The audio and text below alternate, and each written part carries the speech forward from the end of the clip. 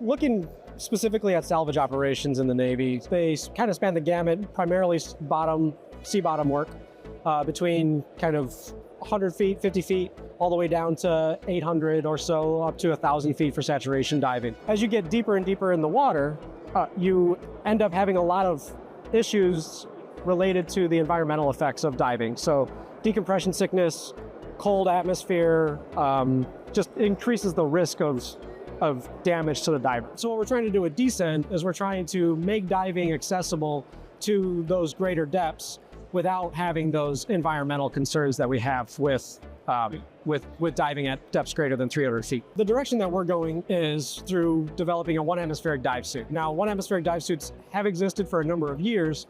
The biggest problem with them is that they've been very large suits, very, very heavy, and they require a lot of logistics footprint in order to maintain them, service them, and then actually field them into the target area. What a one-hemisphere dive suit allows is the diver to operate with the environmental conditions that we're experiencing now, breathing regularly without requiring a regulator connected to their mouth. They can just breathe in and out normally, and they don't have those impacts of the pressure pressing down on them. So traditionally, one-hemispheric dive suits, and even the existing ones now, are very, very large. They're 2,000 pounds. They can go very, very deep, but they're steel, they're heavy, they require a very large vessel to support the operations on it. One of the ways that we are getting away from that, we're moving to smaller vessels of opportunity, is by increasing the range of motion available to the diver in the system. So the existing atmospheric dive suits are very, very limited as far as the range of motion that the diver can accomplish with their arms and their legs. They're not able to walk.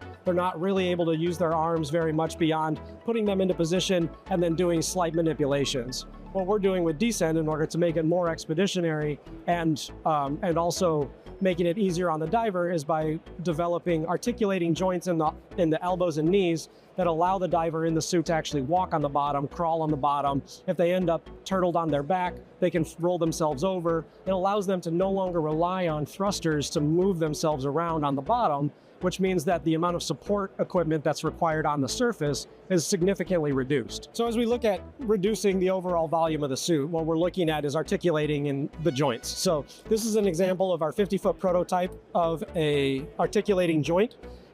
This is developed by Mide Technologies, and it works on basically an internal spinal structure that protects against the compressive forces that would exist when you're at pressure, and allows for the arm to articulate between 0 and 60 degrees. When you incorporate a joint similar to this in the knees, then you get the mobility of being able to walk, being able to crawl, being able to pick things up, and just more easily manipulate equipment. We're working with Coda Octopus. They have a heads-up display system that will be integrating with the diver, so they'll be able to have two-way communication, audio and visual. Really what we'll be doing in the Descend suit is doing some custom work to provide them access to virtual gauges inside the dive suit. In typical diving, the only communication line between the diver and the surface is audio communication, and quite often that's often poor because of the noisy environment that everyone works. So although commercial diving would have a commercial camera, for example, on the diver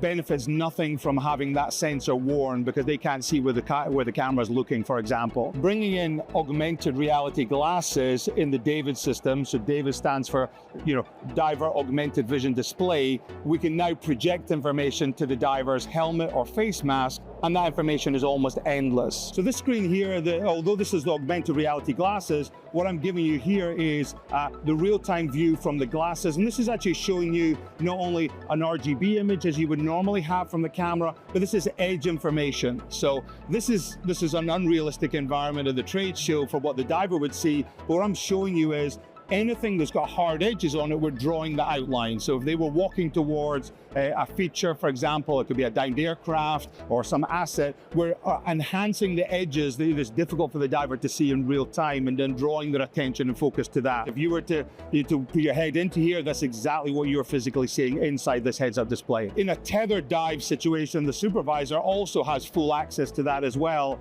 So, for example, here, I can see exactly what the diver sees, If I wanted to only see what the color camera is seeing, then I could also show that information as well. So now all we're seeing is just the color camera, as would typically be in a dive spread today. You know, they're looking at the live image from the camera. So you're working as a team. I can see what he can see what I can see in real-time visibility. Another thing we can provide other than those basic sensors is real-time 3D sonar imagery, and that can either be scanned in advance of the diver entering the water. So like here, we have a scene, or the diver could hand carry the sonar, and we have a frame that he can hand carry, and that will allow him to see real-time 3D data so that he can walk through a debris field. This is a fairly standard, this is a Kirby Morgan, this is a KM37 dive helmet, so commercial dive helmet, and then this is the HUD mounted inside.